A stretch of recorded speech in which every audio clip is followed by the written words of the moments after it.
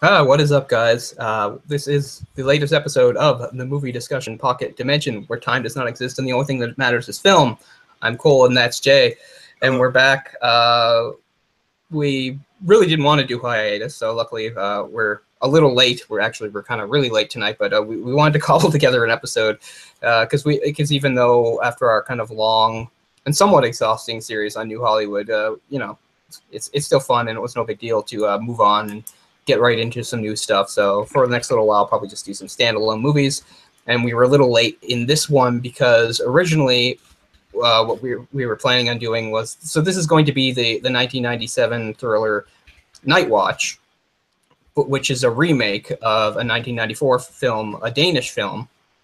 And originally we wanted to do the original, and I was unable to find a version that actually had the English subtitles, and since my Danish and Swedish isn't so hot, I had to go for that. So it's a possibility that I'll be able to find that for next week. So, because we've done sort of this thing before when we did, what was it? Insomnia. Yeah. Where we did the original first and then the remake. So maybe we'll do a reverse of that. The interesting thing about that is it's the same director. Oh shoot, I had his name. Ole Bornedal. And same director, which is really odd to me. Have you ever heard of that before? I think I have, and that's one of the things I was really desperately trying to remember before this show. I'm sure I've heard of at least one other instance where, a foreign director had made a movie and then actually stayed on to direct the English language or Western version. I'm sure I've heard of that, and yet I couldn't think of it before this show, but I think that it's happened at least once besides this one, because it wasn't this one I'd heard of. I was just telling Jay I'd never seen this film before, and I feel bad because I only kind of just watched it today, so I didn't really have time to properly absorb it and stuff or get another watch in. But I'd heard the title, but it's possible people were talking about one version or the other, and I knew there was some film from the 90s called Nightwatch that was some sort of thriller. I was unaware that there was a Danish original and then an American remake later on. But it's sort of a black hole for some of these actors. Josh Brolin is an actor who I don't even remember recognizing until like maybe the mid 2000s. Although obviously he's always been around. People point out he was in Goonies. Yes, he was in Goonies. But whatever his 90s work was, I'll have to look it up. I did not see, and this is one of them. And he's so unrecognizable to me unless I look really hard at him. And the eyes, his eyes are the same. He has the same eyes, but. I don't know, to me, and I've admitted it's true, I'm kind of bad with faces anyway, but to me, like, just a general glance at him now and him then, like, I can barely reconcile that that's the same actor. Oh, man, yeah, he's great in this movie. Even his voice is so different now. Really? Oh, yeah, I think he's the most interesting character in the movie, and at first it seems like he's more of a side character, so it's kind of neat what they do, how they make him more important as time goes on. Because at first it's like they're setting him up as if he's the killer, because he seems so weird and stuff like that, right? So, as usual, we're going to do full spoilers in this one, so we're going to tell you who the killer is, and it's not him. But yeah, early on in the movie, he does some very odd things with his friend, and he even expresses some stuff, like suggesting that he's become a little bit detached from people and that he's not feeling things, in the normal way and stuff. So all this, like, seems to suggest that, oh, maybe he's the killer. Because the setup for this movie is that we have some sort of serial killer at large, and the authorities are looking for them. So we've got Ewan McGregor, quite young Ewan McGregor, in the lead role as a law student who takes a part-time job as to be like a night watchman at some sort of forensics institute, where I guess down in the lower levels they do have a morgue, which is where the normal morgue where people are brought in and the cops. I wanted to mention before we get too deep into it here. I didn't even know that this was a remake until maybe 5-6 years ago. Mm-hmm. Someone recommended me the original film, and I said, "Oh, okay." And I don't even know. I may have seen the original film before I even knew that it was the same director that did the remake. But I like the original more, so I think it'll be interesting if we can do that next week. Sure. But same director, and I saw this. It's kind of like a big nostalgia movie for me because I was a big fan of Ewan McGregor, like before he was extremely huge, Star Wars level huge. Mm-hmm. But yeah, like from Train Spotting and Train some Spotting. other Danny Boyle movies. Sure. And I think A Life Less Ordinary. I like that one a lot. Mm-hmm. But he's probably the main reason I saw the film in the theater, and it's just so great, man. It's so many good things about it. Like, I mean, the acting and the cast is crazy. Let's just go over that here. We got Ewan McGregor, Nick Nolte, Lauren Graham is in there before you knew who Lauren Graham was, and Yeah. Patricia Arquette, Josh Brolin, Brad I was Dourif looked down is by in there. Patricia Arquette. Patricia Arquette was less a character, more of like a set piece. I don't think she really did much, but the others, I sure. can see that. I mean, she had a She couple was more of like, I guess so. I just felt like she was somebody there was like, to be in distress at some point. Sure. But yeah, Lauren Graham was definitely just in the background. You saw her maybe 3 times. Sure. But Brad Dourif and then John C. Reilly, who as we were discussing before this, is uncredited in this movie, which is so odd because I was 90% sure it was him. Again, I doubt myself when it comes to faces, especially if people are younger. So I specifically watched the credits for him, paused them, everything. I was like, he's not in there. Then I look on IMDb, uncredited. It is him. And it seems so weird because, as we said, as we were talking about before, there's this isn't like a movie with a lot of people in it. There's only a handful of main characters, and then there's a few, side characters here and there. And you would have to count him, even though he only shows up in the latter half of the movie, as one of the major characters because of the role he plays as the action going on. So it seems like a real oddly specific thing that he's uncredited. Usually when actors are uncredited, it's because it's a really small, almost throwaway role. So we have some speculation, like, I wonder what was going on with that. If it's something that John C. Reilly himself requested, like, I don't know why. This could possibly be like one of his biggest roles to date. He was in like Days of Thunder, which I don't remember him in that movie, but it's been a while. The River Wild. This is 1997, so before that he was, here and there, but yeah, it just seems odd, and I don't know the reasoning for it, but maybe if somebody knows, you can tell us. But I guess I haven't seen the original yet, but one of the primary differences, although the director was the same, Ole Barnedal had written the original. In this one, the script was adapted and changed by Steven Soderbergh. Okay, that actually makes sense. Yeah. Because I was wondering, I was like, man, this guy's like really in touch with like pop culture and stuff. Oh, yeah.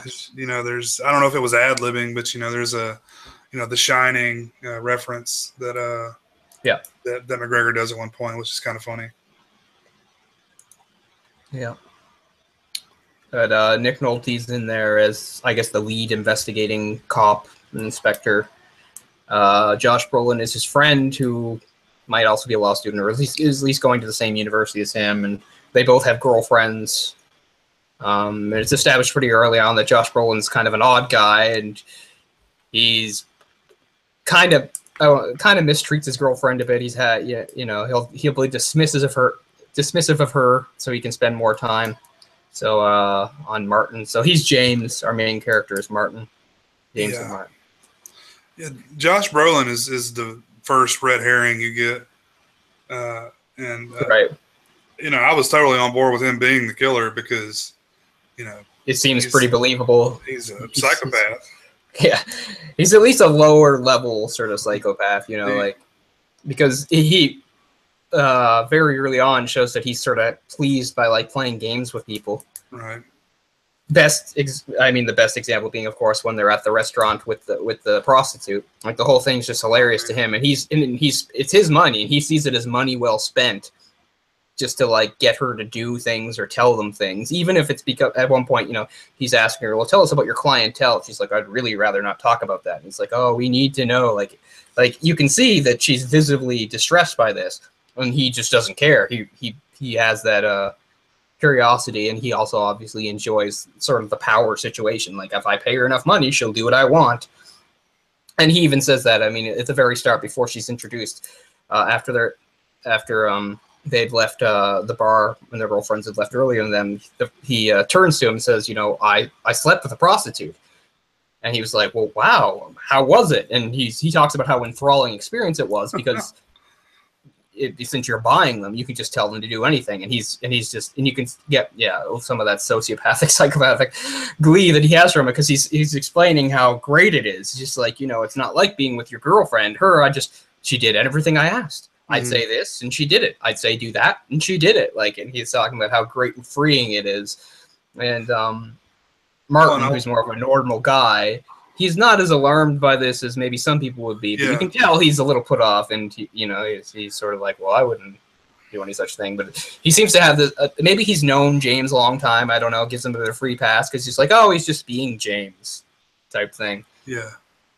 Well, I mean, at some point, like when they're in the restaurant with the prostitute, I forget her name right off, but he almost seems interested. Joyce, that's right. Yeah. He seems interested to a certain extent, until he's kind of, inquisitive until his girlfriend finds out about it. Catherine, played by Patricia Arquette. And then he doesn't want anything to do with it anymore, and that's when it, escalates because and it winds up being tied into the killer. That the killer has had some sort of, has been one of her clients, and eventually starts using her to make her pull Martin into it, and eventually try to frame him for it. But that's one of the bigger questions I have about the film is, I mean, Inspector Cray had to have known that they had some sort of relationship with this prostitute, before he tried to frame him, right? I'd assume. I mean, no way it would be that good of, chances. Well, it seems to suggest that he was some sort of regular of hers, and he hadn't killed her for whatever reason. And maybe he would ask her about how was your day and stuff, and she would tell him that she knew these guys, and that he'd make the connection because he was regularly visiting the institute to go to supposedly investigate the crimes when the victims were brought there, and that's how he first meets Martin when Martin's doing one of his night shifts there. So backing up, the opening is so much of its time. It shows the murderer at work, of course, the unseen murderer killing, I guess, another prostitute or something, or some young attractive woman. And she seems to be ready to role play, and she's all set to play a dead body for him, and winds up getting murdered. And this is intercut with the credits. And I'm thinking it's just so of its time because although Silence of the Lambs was a big movie, but it's not. It came out in '91. It's not really the movie that kicked off the whole serial killer thing. That was more late '90s. And I think it really got going with Seven. So in a span of just a couple of years, you've got Seven, you've got Kiss the Girls, you've got Copycat, and this movie fits right in with them in its style and its subject matter and everything. It just has so much in common with them. Just the looks of things. The Institute itself reminds me of some of the locations in some of those movies and stuff like that. Yeah. They all have a very similar look and feel. And the opening credits are kind of like that whole thing too. It's giving us some close-ups of some visceral stuff, cutting back and showing credits, and then cutting and showing the cops talking about the crime and stuff. By the way, that was Joyce's friend in the beginning. Okay, so yeah, definitely another prostitute. Or at least I think that's supposed to be Joyce's friend. Yeah, because she does say she had a friend that got killed, right? Right. But what did you think? Were you thrown off the scent at all? I know you kind of said I kind of spoiled it for you with saying Nolte does a good job or something like that. Very early on, I was thinking that that they were just setting James up to not be it because they were being so in our face about how weird and stuff he was. It's okay, so somebody that's not James. And then as the runtime dragged on, I thought, well, it would be cheap to just throw in some character that we hadn't seen. So. Process of elimination and stuff. And again, based on what you said, I thought, okay, it probably is the cop. And that's how it turned out. It was 45 minutes in, it was showing him setting up a dead body. So it's not like it, waited too long to tell you who it was. No, the movie's a pretty average length. It's about an hour, 40 minutes. I wouldn't have minded being a little longer to add some other stuff because I feel like that whole setup of him being at the Institute late at night and weird things happening, I could have done with a couple more scenes of that or a bit longer. Yeah. grabbed me the way I think it could have. It never got all suspenseful and scary for me as I think it could have. I mean, it's not like it was badly done or anything, but I don't know. I felt like maybe I could have had a bit more of it, because that was, I don't know, that's what you read about when you read like what the movie's about. It's about how he's working here and some odd things start happening with bodies or bodies coming in and stuff. And well, I absolutely love the part where, you know, he goes in to take the job and the old guy who's, you know, he's retiring, you know, you're taking over for him. Yeah. And he, you know, gives him the tour and everything and says, you know, what's the cord for in the morgue? Says, well, they pull it in case they wake up. And he's like, what, wake up? He's like, don't worry about it. That'll never happen. It's like, that's going to fucking happen. Absolutely. So yeah, that was cool. Yeah, I like all that stuff. He's talking about how weird it is. It's like, welcome to Mars. This place is really weird. And it's like, you're going to want to get yourself a radio. And it's not that similar, but it was enough to remind me that when I was in my third year of university, I had a part-time job on campus. I did security a couple nights a week. And some of that reminded me of it. It was never that spooky. I went to a small university with a very small campus, and we were right next to the bigger one, which I also took classes at, and that had like normal security where it would be, you know, a person, an adult or whatever that earned a wage, and you know, but at King's we had security and another group called Patrol, and they were just students. And it's weird because security didn't actually do anything as far as what maybe people think for security goes. Patrol did all the stuff for like breaking up parties or fights and stuff like that. Security didn't do that. All my job was to unlock and unlock doors. So I would sit in the security office in the main building, and at the time I had my Game Boy Advance, so I played the Game Boy Advance. And then depending on what night it was, I had to go either check or lock certain doors. And the other thing I had to do was we had walkie-talkies, and if Patrol needed us for something, we talked to them. And every once in a while, I'd have to deal with a lockout when some dumbass locked themselves out of the room. Here's an unneeded detail. 100% it was girls. I never once did a lockout where some guy locked him out of his room. It was always girls. But anyway, so I kind of enjoyed the solitude of that. Not that it was, it wasn't like the solitude he had, because, I mean, I didn't do it that late at night. I did do a later shift, usually once or twice a week, usually on Saturday or Sunday night, but there were still people around. But still, it's true. I was walking through buildings that were locked up at night, some of the academic buildings. So I would walk through, empty buildings, which I found not spooky, but I found kind of calming and relaxing in a way. I only did the job for 3 or 4 months. I quit because of some things that, anyway, it's really upsetting. It's too bad because I liked the gig, because I mean, I didn't make very much money from it, but I could say I was making, some extra money here and there, even though I only did maybe 2 nights a week. But I enjoyed the solitude of it, and just seeing this reminded me of a little bit of it. Yeah. At least I didn't have to wear a uniform like that or anything like that. We just had T-shirts that said security, and if you were doing the lone shift like I did, when you walked around, there was a jacket that said security, and you'd wear the security jacket, which I kind of enjoyed. I wish I'd kept my security T-shirt just to stick it to them, because you're really not supposed to do that. Yeah. But so some of that reminded me of that and some of the spookier places. So I could have had a bit more of that going on in the movie, just to give you some atmosphere.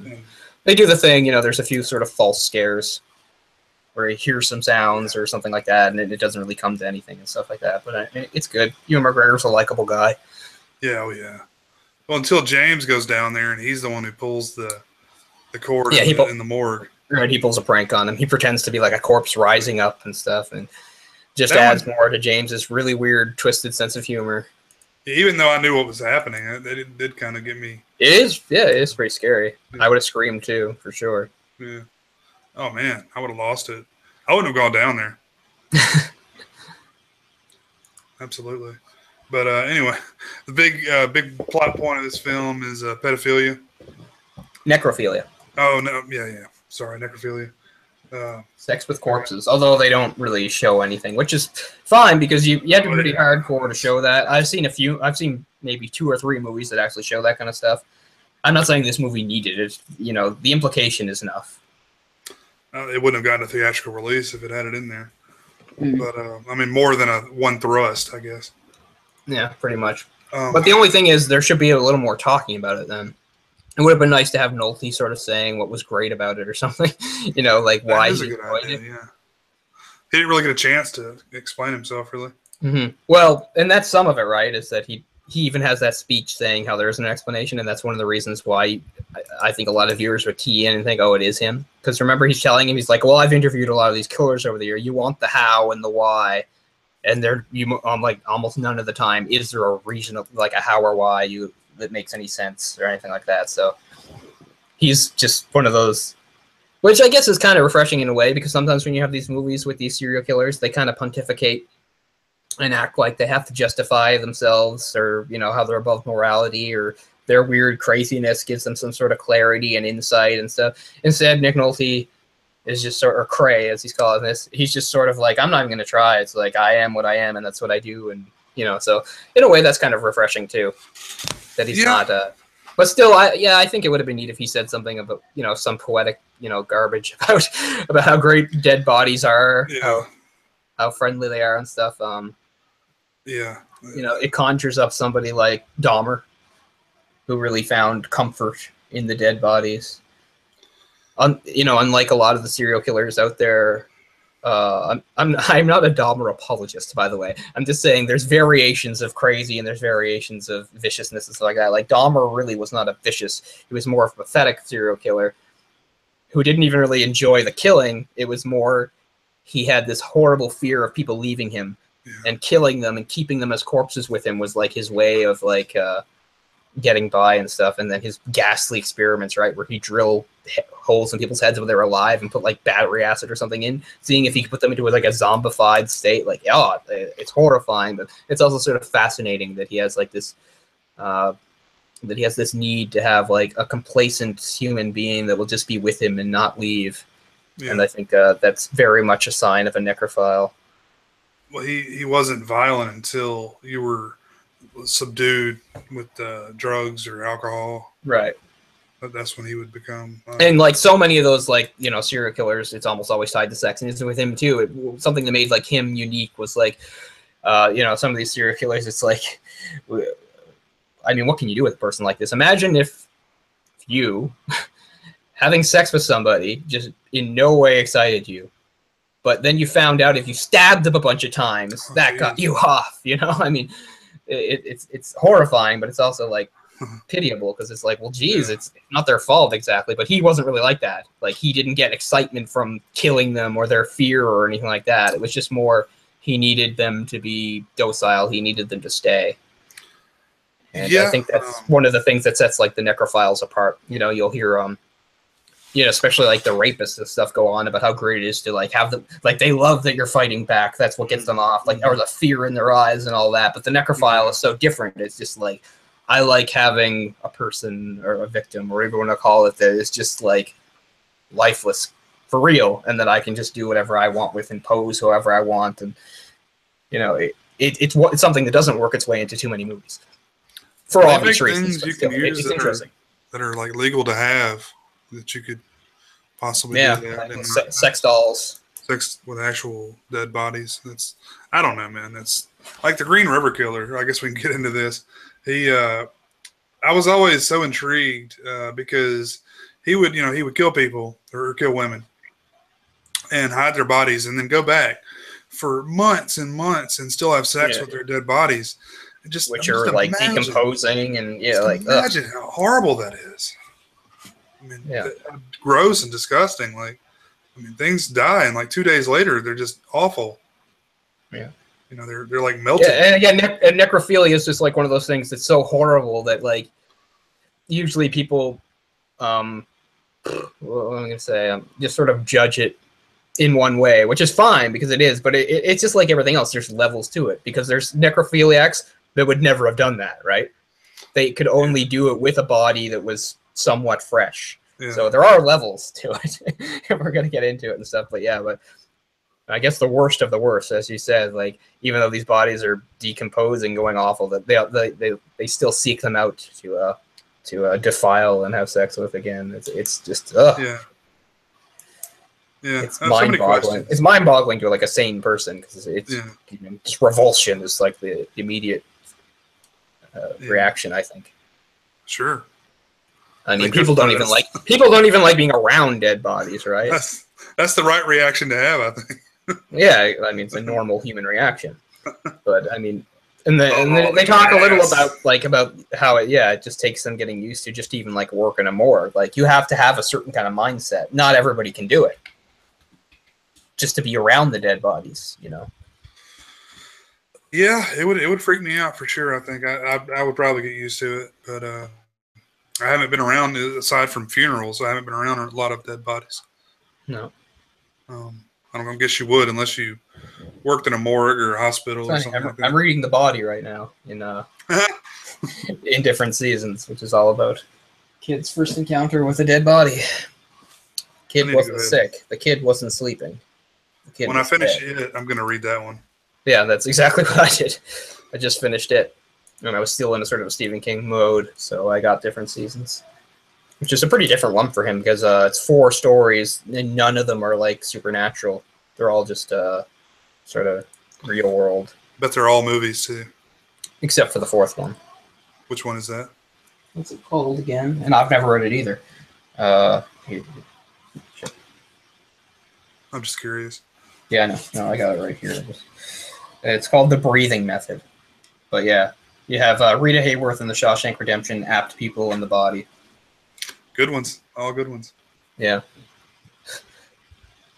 Apt Pupil is like so much worse, the book. It's so much worse. But I mean in a good way, but I just mean.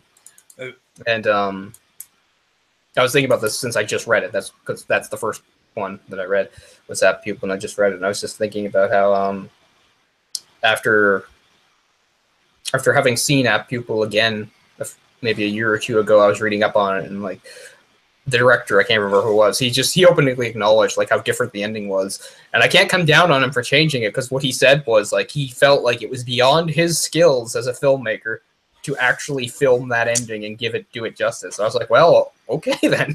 I mean, he's being as honest as he can, then okay, I'm okay with the change. But yeah, but the kid Todd, he's just evil incarnate in the book, whereas in the movie, he's obviously very disturbed and stuff. But it seems more like he could be possibly redeemable if he had some help or something.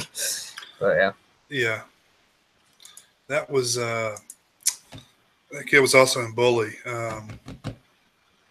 Brad Renfro. Yeah. I know he committed suicide soon after that movie. Is that right? Soon after Apt Pupil, I believe. I didn't even know he's dead, although it makes perfect sense because the only time I've ever seen Brad Renfro in a movie, he was like a teenager. So, wow. I didn't even know he died. 2008, I'm sorry. That's been a little while. So, yeah. Still, he must not have been doing much as an adult. I can't really remember him in adult roles. Oh, heroin overdose. I was thinking he hung himself or something. I'm getting it mixed up with Jonathan Brandis. Yeah, he hung himself. Yeah. That sucks. He was a talented guy, too. Yeah.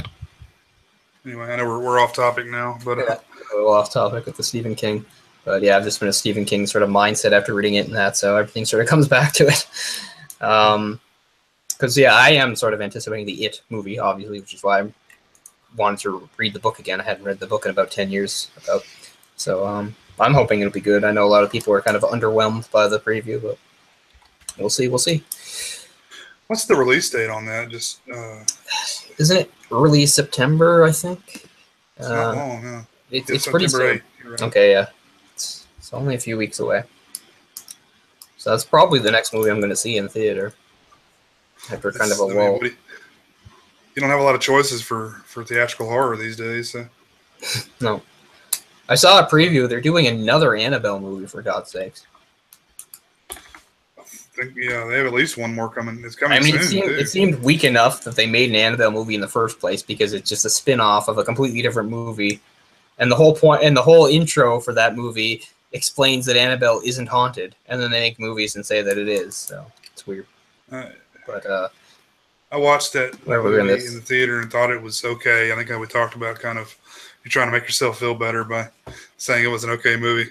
But yeah, exactly. I saw it again, and it's not a very good movie at all. No. The Conjuring is really good, I think. Yeah, I thought The Conjuring 2 was better than The Conjuring. I like The Conjuring. That almost never happens. I really like The Conjuring too. I was really impressed with it. So I can understand like why they'd be like, oh, we better, make movies off this as much as we can, because I know we've already talked about how they're going to do like a spin-off with like that nun demon thing. So okay, go for it. The Nun, I think is what it's called. The Nun. Wow, that's original. But getting back to this film, trying to think where we are. Yeah. Well, so Nick Nolte is the necrophiliac. He was the one that worked at this morgue. Oh yeah, because that's right. It opens with like the security guard who's retiring and is giving the job to Ewan McGregor. He explains about how years ago there had been another guy who had the same job, and he wound up getting fired because they found out he'd been having sex with the bodies and stuff. And he's just like, but he didn't really get any trouble. They covered it all up and stuff. They were just embarrassed by it. And so yeah, we do get that right at the start where he says that. Then we find out eventually that our killer is the same person. Kind of no real surprise. Yeah, no, not really. The movie doesn't really have any subplots or anything like that. It's just the main thing, which is fine. I'm not saying the movie needs to be busier. I don't think it needed to be busier. I think they could have just expanded some of the scenes or stuff a little more, but I still liked it. But this is Weinstein's, so they're going to want it nice and tight. So it's no telling what stayed on the cutting room floor. Yeah, that's very true.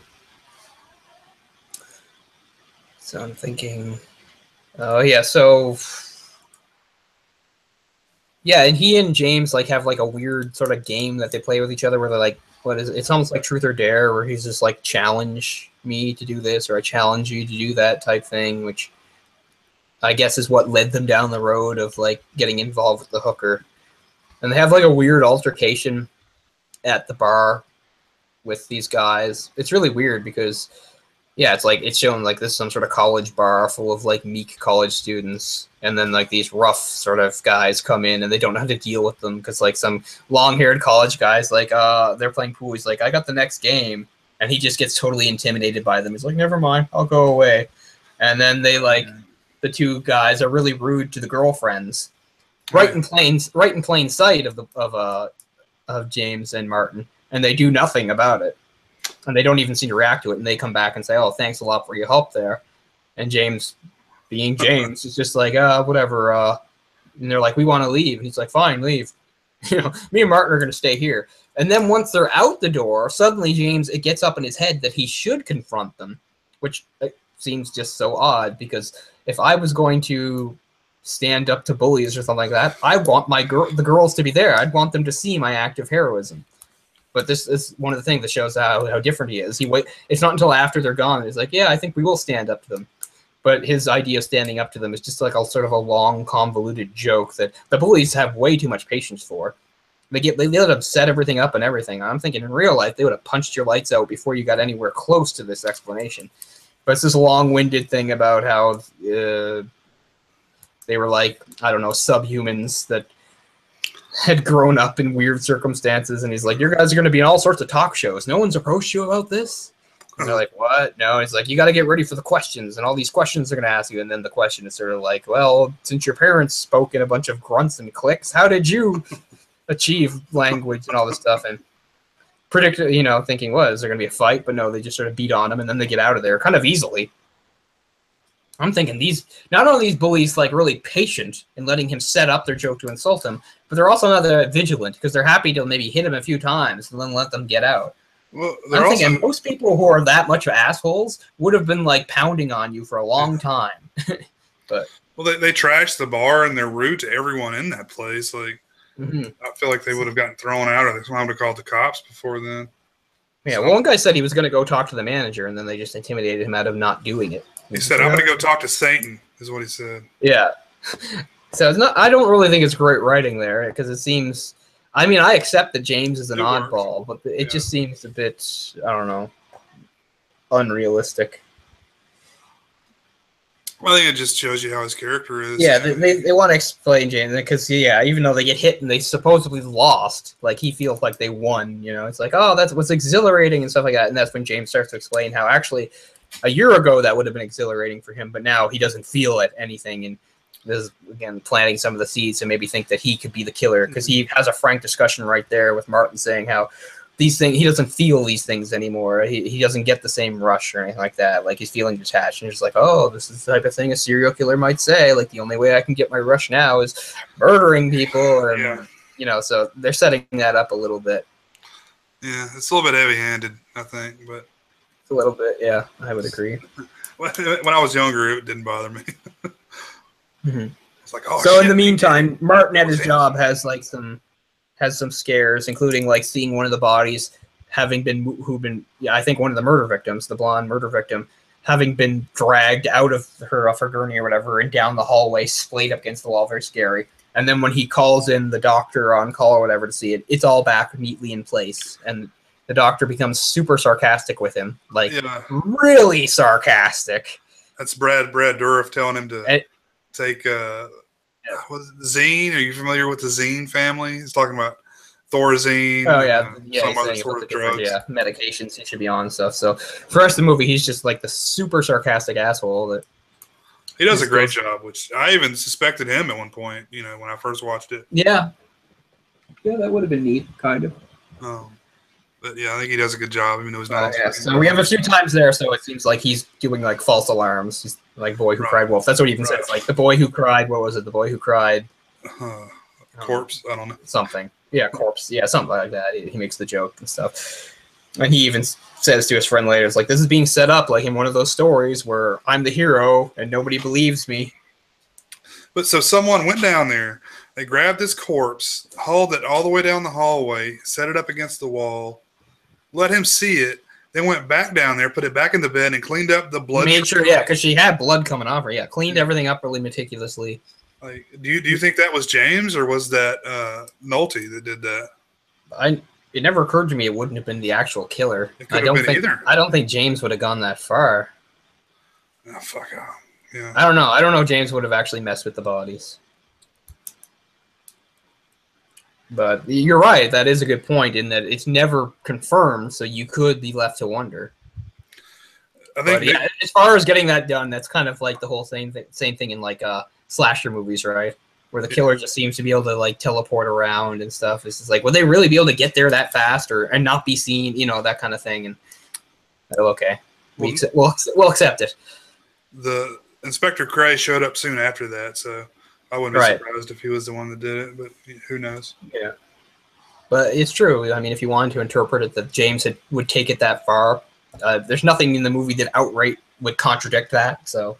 It's possible, I guess. Because the other thing is, like, the first time he gets in, he explains how easy it is to get in. He's just like, well, the front door doesn't even work, which you think they would be something they would actually fix, but no. And then he says, you know, you've got your nose in your book, and there's a few times they mention he's got headphones on and stuff. So it's like, it's just so easy to walk by you and get in. I'm thinking this place needs to, like, upgrade. Because they got a door that doesn't work, and they seem to have one night watchman for like an area that seems to be too big for one person to be responsible for. It's like also they need completely to hire somebody else. Yeah, and it's dark everywhere. That's the other thing, and that's the main difference between real life, I think, in movies, is because even though it was a different thing in my job, I walked around in places where, you know, the lights were off, but there was always like running lights, you know. Mm-hmm. I was never in darkness in any of these shut down buildings at night. You know, a classroom might be in darkness, but they're all locked anyway. But the hallways I'm walking up and down in, they still have some sort of soft lighting in them. But I get, you know, that again, that's for effect. It's a movie, so we'll have some darkness in. By the way, I have a theory here. Sure. You know why John C. Reilly was not credited. Okay. This is the same year Boogie Nights came out. Do you think maybe they told him to take his name off this movie because of the subject matter? Maybe. I don't know. Just throwing that out there. It's a reach, I guess. It's funny. He looks at his like resume. He's like, well, that year I was in the porn movie and the necrophiliac movie. But I mean, that was a big movie. You know, that was probably one of the biggest movies of that year. Yeah. So it was like the star-making turn for Marky Mark. That's April 17th is when Nightwatch was released. Who was he in Boogie Nights? Yeah, I don't even remember him in that. Now, that's a movie I thought I knew well, and I don't remember him in that either. This was released in September, so... he was one of Mark Wahlberg's like porn buddies. Okay. Who he used to do coke with and stuff. This is really like the first movie I remember noticing John C. Reilly in. Yeah, see, the first movie I noticed John C. Reilly in was probably like in 2007 or something. Like, honestly, like he's an actor that just to me seemed to appear out of thin air. Then you know, like a lot of actors, they've been around. You look them up. Oh, okay, and I've probably seen them, but yeah. So no, but yeah, in this movie he plays the other cop that we see, and he's Deputy Inspector Bill, and they must say it about 10 times, which I find really odd. It's like they're making fun of him almost. Yeah, I don't really understand why, but there's a few times they just repeat. It's like, well, did you talk to Deputy Inspector Bill? It's like, Deputy Inspector Bill's over there. What do you think, Deputy Inspector Bill? I'm like, really? Can't you just call him by his last name the way people do? Like, that's Cray, and he's, but for some reason, it's Deputy Inspector Bill, like, a bunch of times, which sounded very unnatural to me. I mean, it's not going to ruin the movie or anything, but it's just one of those things that sticks in a mind like mine, where I'm just like, that's odd. Actually, I have a similar thing. I don't know if I'm going to make our thing about Lost Boys later on our other show, but I always found it weird that when Michael joins the group, they all seem completely amused that his name is Michael for some reason, as if it's a strange name. They're like, try it, Michael. How's it going, Mike? Like, they say it like it's an amazing name, even though it's a completely generic name, to the point that he even has a discussion about it when he talks to Star. He's just like, oh, he's like, I see you had the hippie parent treatment. He's like, that almost happened to me. They almost named me Moonbeam, but I wound up getting a normal name. And, you know, the head of the vampires is named David, like both solid, normal, biblical names. And yet I don't get it. All the other vampires seem completely titillated that his name is Michael. But, so. That's funny. I'll say that again. I'll say that again if I get on that show. I just want to point out, that's the Sausage Factory, by the way, people. That's one of our other endeavors within a larger group. But yeah, that's one thing that I always, so sometimes when I find dialogue odd, I'll stick on it. And I thought it was weird in this case with Deputy Inspector Bill or whatever it was, or that they just sort of kept saying it. Well, that's his first name too. Yeah, and that's what I mean. Like, why wouldn't it be the last name? Like, there's Inspector Cray, this is Detective Hogan, you know, there's a thing. And yet Bill, like, it's some sort of like weird informal position, like that anybody could have or something. It's like he won it in a box of Cracker Jacks. I don't know. It's like, you could be Deputy Inspector for a week. He's a contest winner. I don't know. I'm overthinking it, I know, but there it is. I agree. It did come off as odd, but it was usually Nolte doing it, so. Yeah. Or it was Nolte doing it, so. Yeah, so maybe it was like him making fun of him in some way because he outranked him. I don't know. He didn't like that guy for whatever reason. Well, I always told you to. Well, I guess because he started to like think for himself. Because there's that point where, well, we have his. So after he in her apartment murders Joyce. So this is at the point where he's been instructing Joyce to call Martin. Mm-hmm. So that his girlfriend will know about the connection. So she'll start to doubt him. And at one point, she even says in one of the messages she leaves the address so that the girlfriend will know where to come. So she winds up coming right after Cray does dispose of her finally. He does murder Joyce. Joyce doesn't even put up any resistance. It's like she's pretty much expecting it. It's like, okay, now you're finally going to kill me. So he like kills her. And he's still in the apartment cleaning up when the girlfriend enters. And at this point, she does another one of those things that doesn't seem realistic, where she doesn't even look around. Clearly, the woman has been murdered. She didn't just die of a heart attack. And yet, in this age where cell phones aren't common yet, she decides, instead of running out of there to like get to a payphone or a place with a phone, she'll just use the phone right in the room.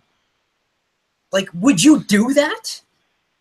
Even if I searched the place and knew the killer wasn't there, and it was just me and the body, I still wouldn't stay in the goddamn room. I would go somewhere else, across the street, wherever, and then I would call. There's no way I would just stand in the room with the murdered corpse and decide that I'm going to call from there. And it's the same thing now, even with cell phones. I would not whip out my cell phone in that room, I would get out of there first. But anyway, so what happens there is she doesn't wind up seeing him. She rushes out.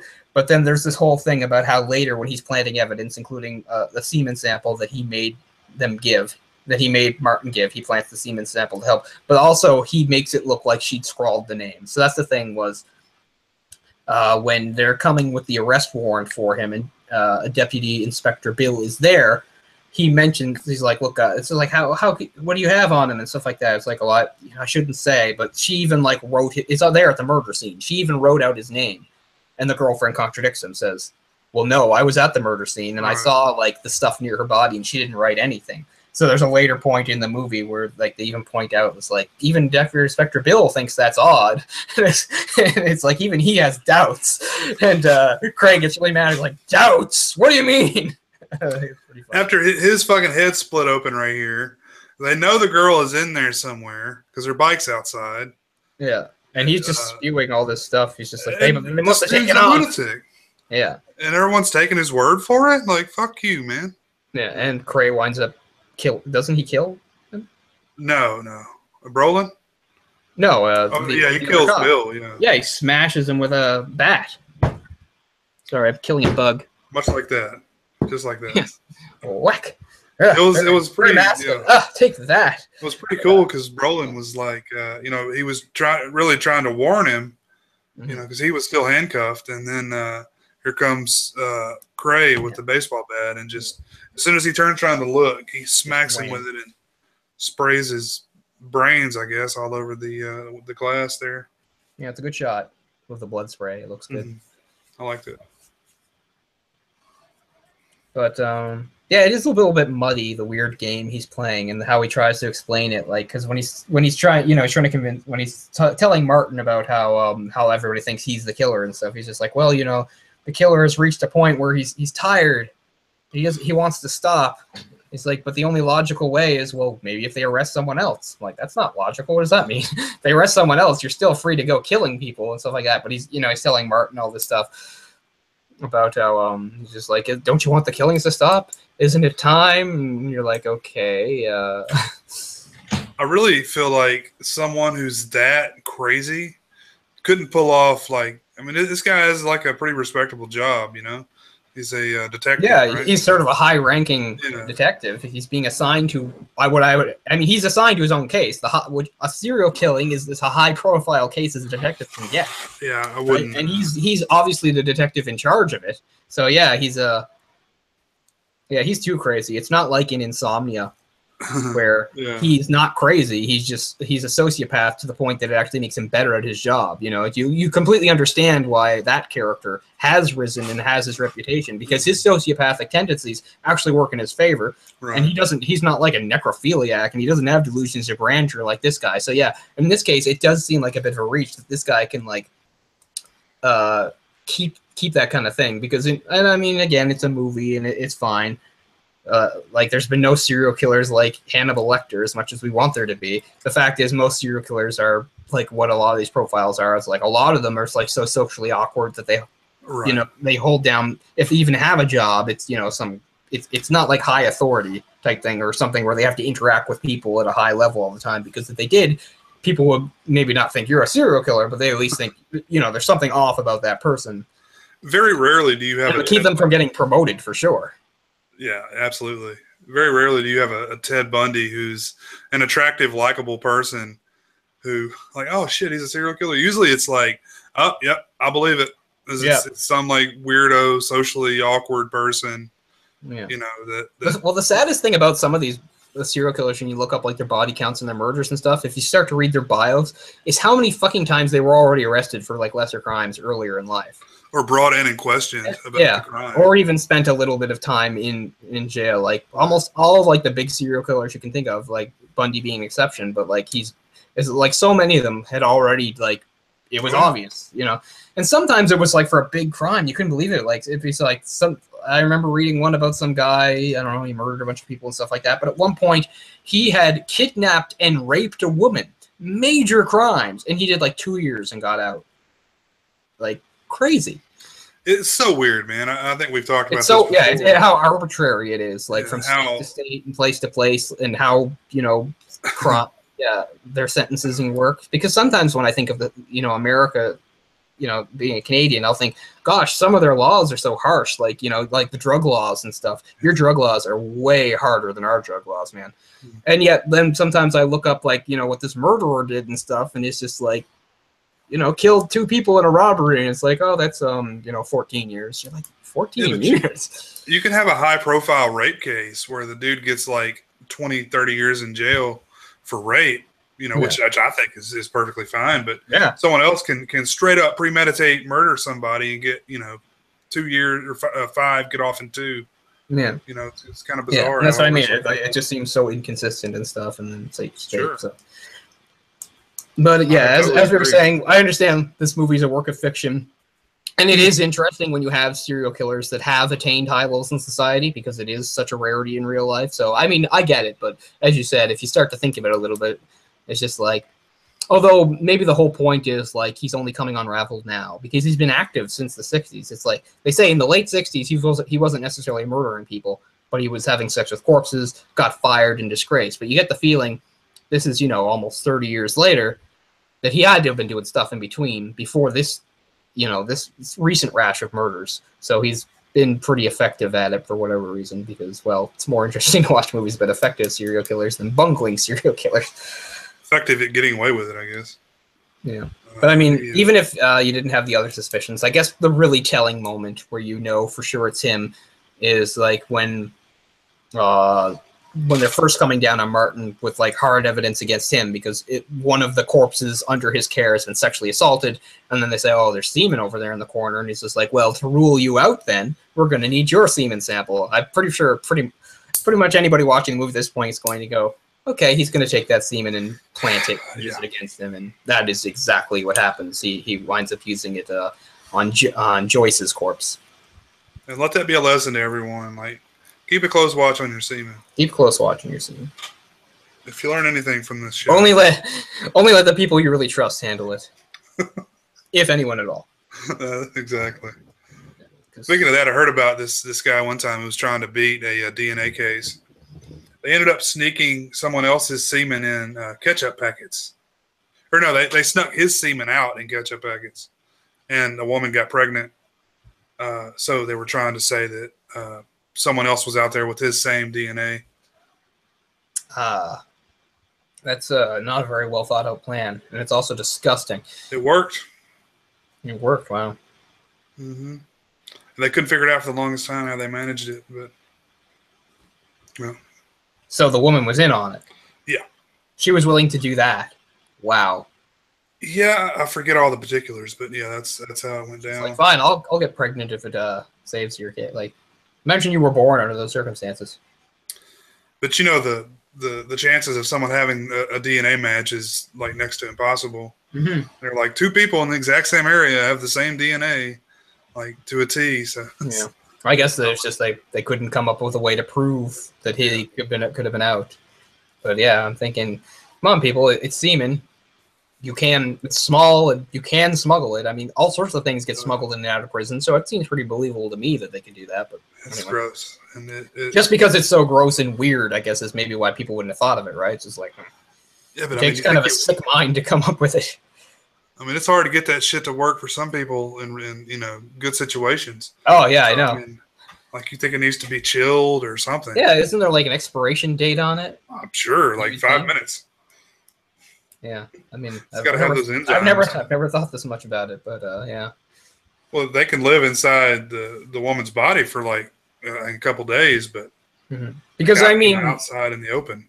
Because I thought it obviously had something to do with heat, because that's why testicles are on the outside of the body, so that it's not too hot, because it needs to be Makes you wonder. Makes you wonder for sure. But yeah, I mean, it's good because in a lot of ways, Nick Nolte, as he got older, is a lot of these actors that get older, they sort of start to overact and stuff like that. And like this movie, he's still just playing it straight and stuff. And it's a role where they could have made him, spout a bunch of nonsense and do a bunch of, campy type stuff. And they really don't, which is good. It's to the movie's credit. Because even if we want to get, a little bit technical and be like, oh, I don't know how much, you know, like a real life serial killer is. I mean, he's not like some over the top Saturday morning villain. You know, he at least seems like a real threatening, dangerous figure and stuff. And he's not just ranting and raving like a lunatic. He does have one really great part where, and it's not even anything he says. It's when he has Martin and the girlfriend trussed up, and James is handcuffed, and while James is trying to work his way out of that, and he takes one of the tools for cutting people open, you know, like the electrical circle saw, and he's going towards them. He has this really great calm look on his face, looking down at him while he's getting ready to do it. I was like, wow, that's really impressive.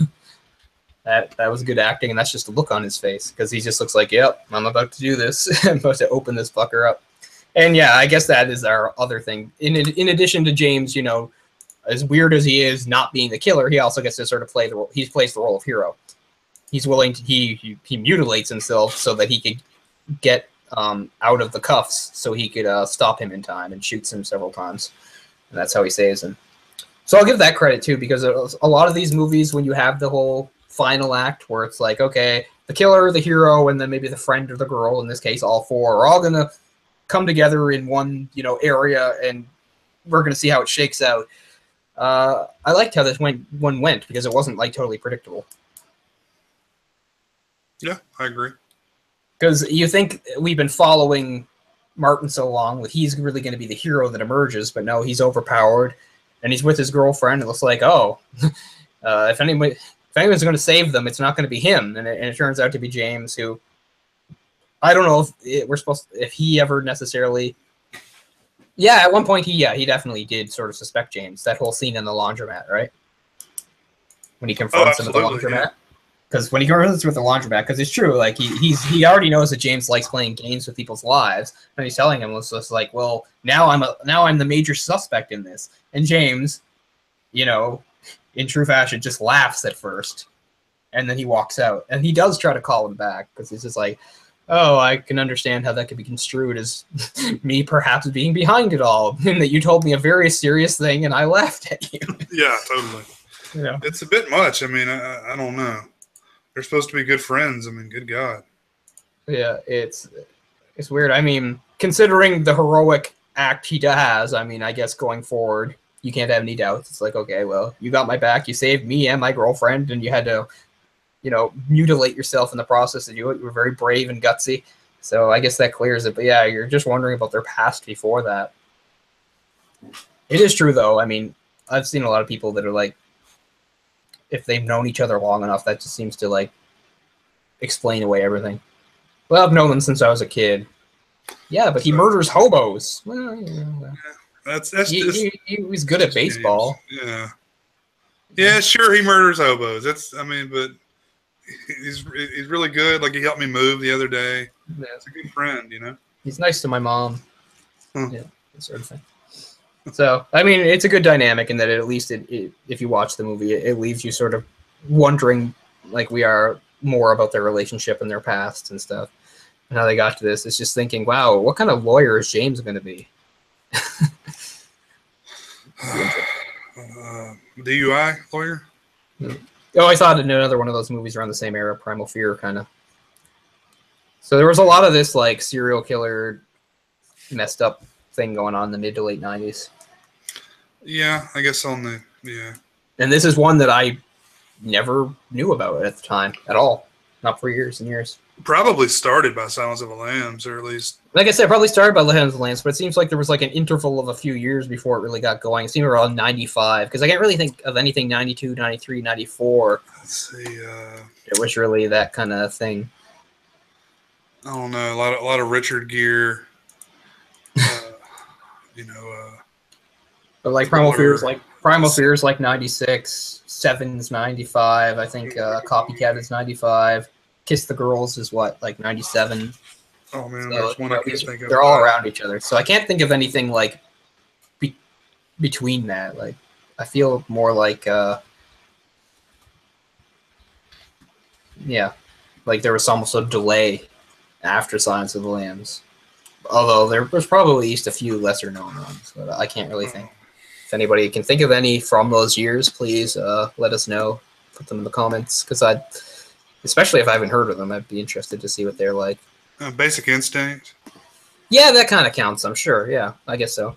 I guess I just count it because I hate it so much. But yeah, sure. Sure. I totally agree with you. But I mean, you're right. It fits the whole cop tracking a serial killer, disturbed mind thing.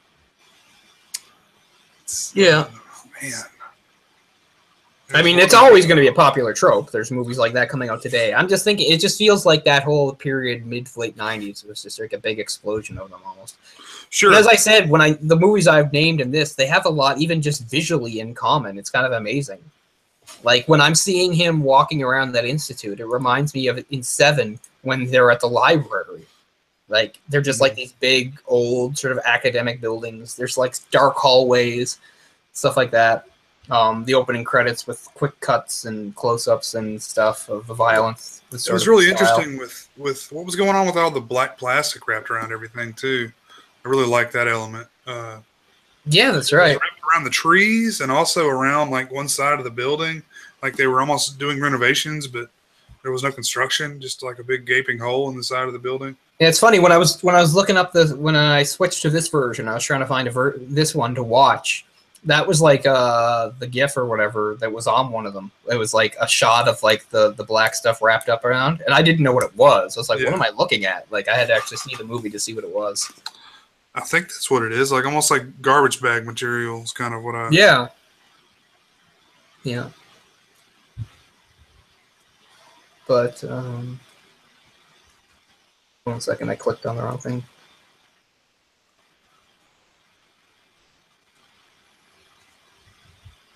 Only Born at all. I'm just thinking. No, he didn't really do. I was trying to see if there was anything else in like North America he directed, but not really. This was kind of like a one-time thing, just because like it was a remake of his already movie. He didn't actually go on and do any like. Okay, 2012 he did an American film called The Possession. Yeah. I remember that one. Which is on. Oh, that's one of the films that's on Netflix that I never bother watching. It's got Jeffrey D. Morgan and Kara Sedgwick in it. Yeah, that's one that I constantly like forget about, and then it shows up on my Netflix, and I read it. I'm like, oh, maybe I should watch that. Okay, so that's him. So that's the only other American movie he'd done. Malice is one of the big sexy thrillers I was thinking about from around that period of time. 93. I know the title, but I don't know the movie. Alec Baldwin, Nicole Kidman, Bill Pullman. Yeah, I don't know it. It's. I mean, I've heard the title, but I'm almost positive I've never seen it. I was still in that age where I was just happy to be in the movie theater watching a film, so I loved it. Like, sure. I don't really remember if it's any good or not. I was just, fuck yes, I'm watching a movie. 92 also had like Single White Female. Yeah. And, which is a good one. I like that one. To Die For, the Nicole Kidman, Gus Van Sant. Oh, okay, yeah, okay. I haven't seen it, but yeah, now that I remember what it is. Isn't that never mind, I was thinking something else. It is kind of like there's not that many like in the early 90s. But yeah, but by the time this film came out in 97, like it was a whole bunch. Yeah. It seemed like it was really all the rage. I mean, actually, it's a yeah.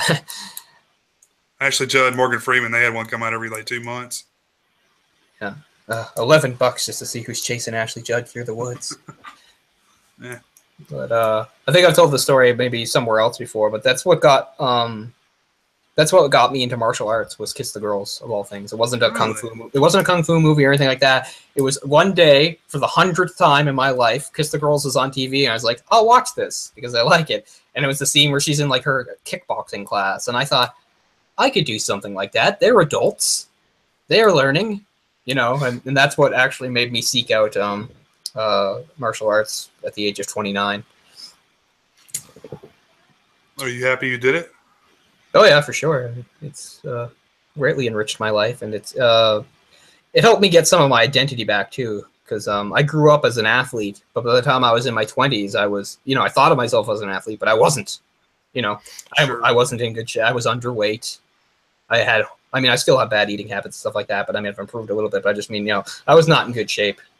in like my early and mid 20s. I was underweight, and if I had to do something physical, I still had that burst that people get and that I have some good genetics for, but I just mean, if I jogged like half a block, I'd get, winded and stuff. So I got to reclaim that a little bit, is that I feel athletic, and now I run too to help keep the cardio up and stuff like that. Sure. So it's a really great thing. And the social anxiety I have, it's really hard to get out and do things with people. So it's nice to sort of be part of that. I didn't necessarily really make any real friends from it, but at least there's people that I'm friendly with, that say hi to and stuff. So no, it's been good. Yeah, I did Taekwondo and then branched out to Muay Thai too, and they're a lot of fun. And That's very glad to do it. Yeah, because I am a pretty physical person. I think even when I wasn't in good health, I was always an energetic person. Mm-hmm. And I always remind myself, someday you're going to get old and you can't do things, so do them. To do them now while you can. Yeah, because, I don't know. It's funny, not to go on too much of a tangent about this, but I've often heard, like, guys, and it's usually, I hate to say it, but it's usually guys, they're like in their 40s, and they have kids and everything, and they have boring button-down lives, and yet they love to say, I'm just a big kid. And yet nothing really about them is a big kid. It's like, oh, I like video games sometimes. But I really do have a lot of that kid stuff in me, and I don't mean that even as a good thing. I mean, like, it's embarrassing. In that, like, okay, if there's a puddle, I want to, like, jump over it. If there's, like, a rock wall along the sidewalk, I'd much rather walk up on the wall. So I still do all those things that I did when I was, like, 10. Right. Or at least, no, I don't always. I try not to. But I always get the impulse, is what I'm saying. I still would love to climb trees and things like that. Like, I was such a huge climber as a kid. Everything had to be climbed. I had to be up on top of everything, and so I spend a lot of my time repressing these impulses to do and it's sort of a physical thing. And so it's good to sort of have a bit of an outlet for that too, in doing like Taekwondo and stuff like that, where, they encourage all those things. It's like maximum effort, maximum energy and stuff, because, it's funny now, too, because, I don't really enjoy running. I just do it because it helps what it helps, and I find it kind of boring. And then I just think, when I was a kid, I just ran to get places. Yeah. Because I could. I was just like, it's faster to run, so run. It's kind of... So I've at least lost a bit of that mentality, but yeah, that was definitely the other thing. I'd reached a point in, like, my mid to late 20s where I was just like, I'm not doing anything anymore and stuff, and I still have the pent-up urges and desire and stuff, and I don't know. Since I'm out late at night, I can do a lot of these things where people don't see me. Because I don't know, I just do odd things. Like, I'll kneel down in the middle of the road just for the feel of it. Just because I'm like, other people don't do this. This is neat. I'm in the middle of the road. So I just do really odd things. So I don't mean to get all about the claim I'm just a big kid, but I think it's sort of a misused term. I think I'm closer to a big kid than most people, because most of the people I know that are big kids are like the most adult people I know, and that all they really do is talk about their jobs or some sort of really adult thing. Yeah, I think everybody wants to. And that's not a bad thing. I'm not saying all these people are bad or they're sellouts. I'm just saying sometimes I have these thoughts and I think, I don't know. I think I know I'm an adult, but I'm not really much of one. Yeah. Yeah, it sucks. But I mean, part of it is true. I'm sure if you have kids, that helps though too, because then you're getting it through them. You get to see them and you feel it, And I can get a little of that too. And it's funny about the age we live in, because there's some playgrounds around me, and I do like to watch the kids play. But you can't stand there. If none of those kids are yours, you can't stand there. You got to move it along. But I mean, so I get a little of that. I don't even have any connection to these kids, and it does make me feel good to like see kids play and stuff. Reminds you of when you did it and stuff. So I'm not trying to like come down on people. It's like, oh, you're fakers about being big kids. I think having kids is another thing that helps keep you in it at the same time too, because you get to sort of experience it through them in a different way. Just like how I used to think when I was a kid and I played like hockey and stuff like that.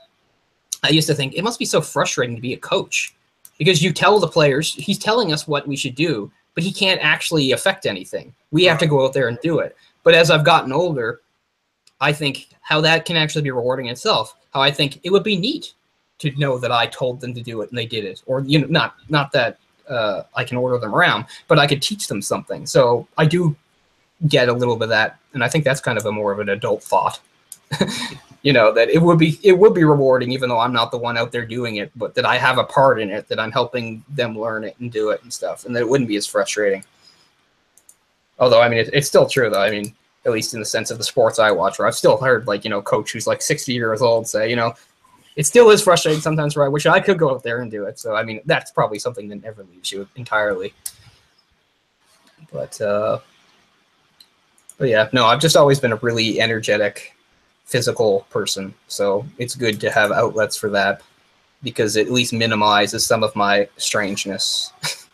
Although I don't fight it all the time, but yeah, I don't know. It's a funny thing when you tell people have some of these labels, like I'm just a big kid or I'm a free spirit, and they sound great, but I mean, I don't know. I think most of the people don't really want to meet somebody like that, because I think people are kind of put off by my free spiritedness. They're like, you're weird, you're embarrassing. Yeah, I know.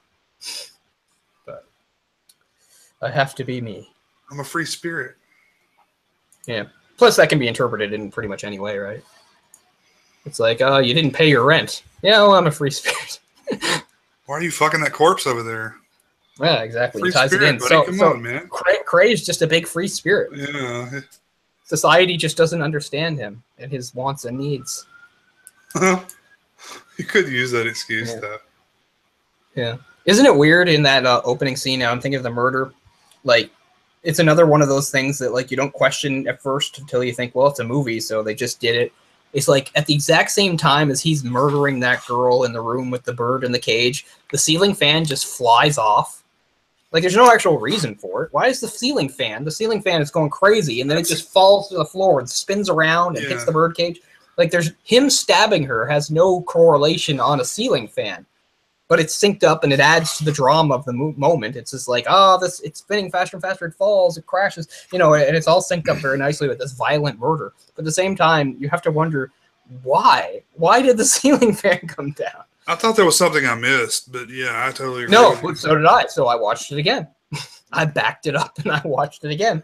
But it's not like he's stabbing her so hard that the vibration... I mean, come on. Is she reaching up and grabbing it or something? Like, no, it's way up there. It's just like, I mean, the only thing you can really get out of it is like, it's some like sleazy falling apart place they're in. Right. But it's just like, that's serendipitous timing. That the ceiling fan comes loose and like, could that even happen in real life? I have to... Like, has that ever happened ever in the history of the world? But it wouldn't fall off to the ground. I mean, at least not a newer ceiling fan, because it wouldn't be held up by the wires, at least. Yeah. I mean, and I've thought about that sort of thing. A friend of mine that I grew up with and I used to sleep over with a lot, he had a ceiling fan in his room.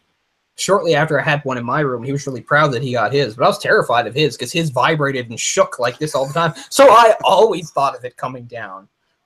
Like, I always would look up at it when we were in his room playing Nintendo or whatever like that. I'd be like, oh god, it's really like he would put it on the highest setting, and I'd be like, just put it on medium, put it on medium, man, because it did freak me out. I've seen those that wobble like crazy.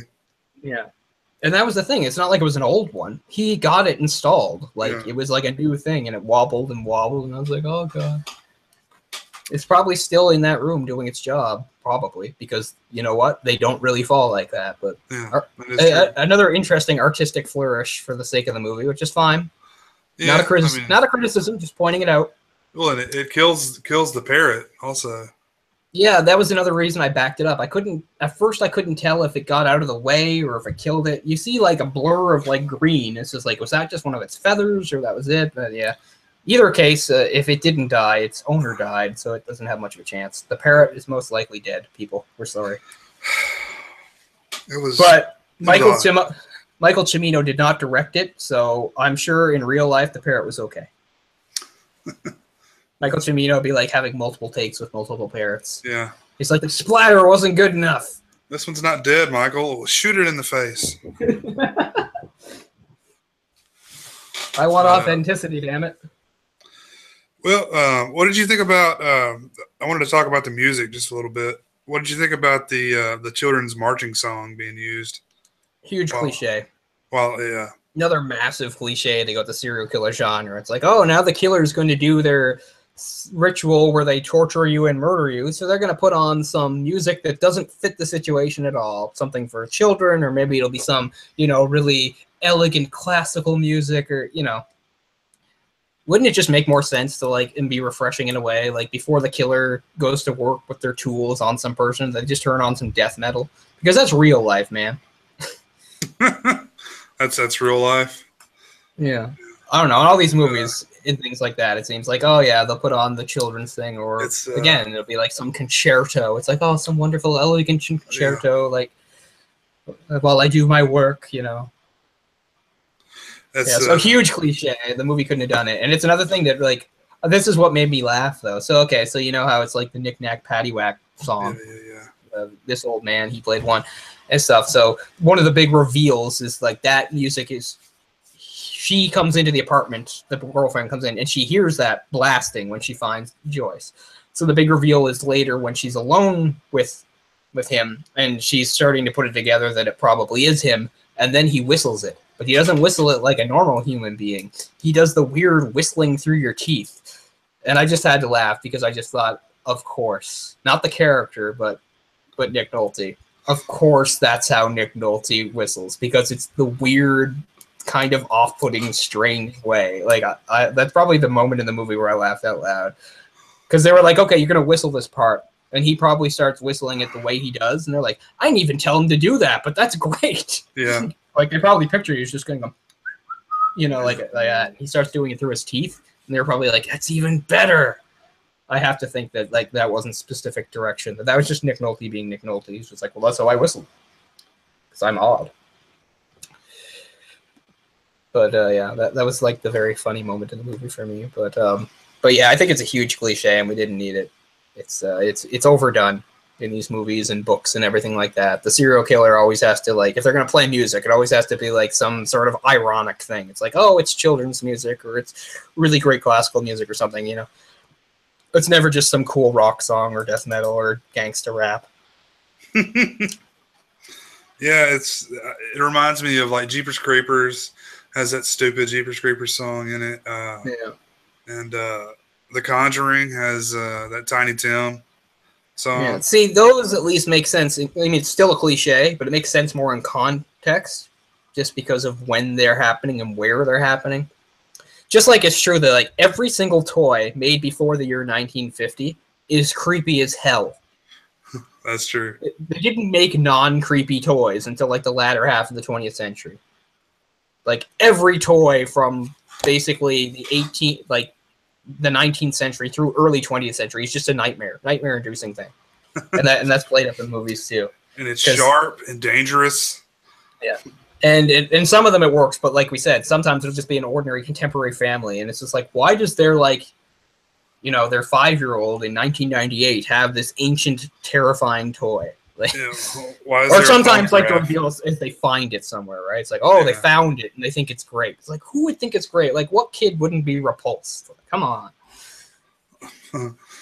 There's this phonograph in the corner playing some record that's not even straight, so it wobbles while it plays. Yeah, another huge movie cliche for sure. And this movie is one of many that does that sort of thing. It's the killer's going to do his work now, so he's going to play some sort of creepy... Yeah, so in this case, it's some sort of live performance of this old man. It's cliche now. I don't know if it really was then, though. Yeah, that might be a fair point. It's true. I'll try to think of movies that predate it that do that, but you're right. It's... I thought the same thing. I was like, really? Yeah.